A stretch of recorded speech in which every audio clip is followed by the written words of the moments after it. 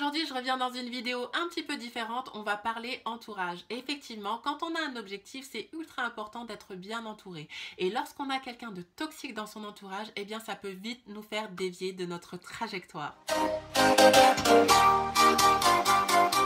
Malheureusement, les personnes toxiques ne savent pas toujours qu'elles sont toxiques pour leur entourage. En tout cas, les personnes toxiques sont souvent des personnes qui sont source de conflits, de stress, qui vont créer un mal-être chez vous ou même qui vont vous faire perdre votre confiance en vous. Et moi, si j'ai un conseil à vous donner et si vous avez un objectif à atteindre, c'est vraiment d'identifier ces personnes et de vous en éloigner.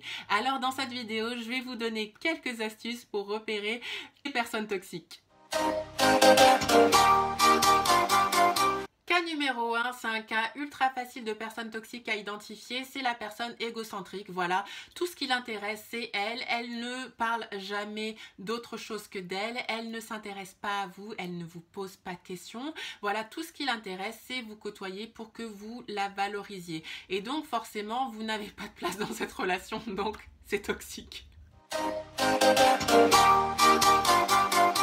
Autre personne à éviter, les personnes envieuses. Les personnes envieuses, en fait, ce sont des personnes éternellement insatisfaites. Ce sont des personnes qui ne sont pas capables d'apprécier ce qu'elles ont de positif dans leur vie et du coup, elles vont survaloriser les choses positives de la vie des autres. Or, passer trop de temps avec quelqu'un d'envieux, eh bien, finalement, c'est se concentrer sur la vie des autres alors qu'on doit, quand on a un objectif, se concentrer sur sa propre vie et voilà, travailler pour encore plus faire fructifier toutes les choses de positives qu'on a dans notre vie.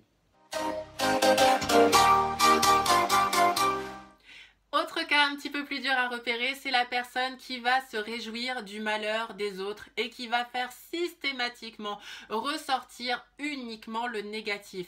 Donc voilà, ce sont des personnes qui aiment appuyer là où ça fait mal parce que finalement ça les rassure sur leur propre vie.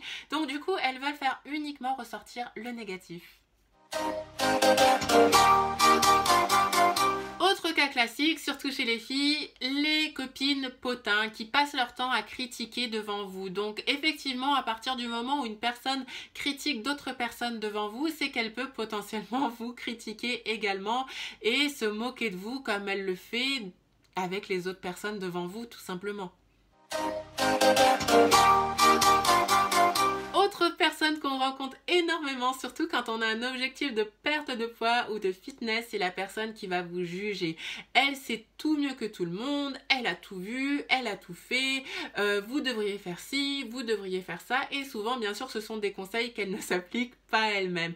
Donc attention, je ne vous dis pas de ne pas écouter les conseils de personnes qui connaissent effectivement le domaine du fitness ou de la perte de poids, mais attention parce que ça, ce sont des personnes surtout qui vont scruter le moindre faux pas pour vous analyser et pour vous en mettre une couche surtout.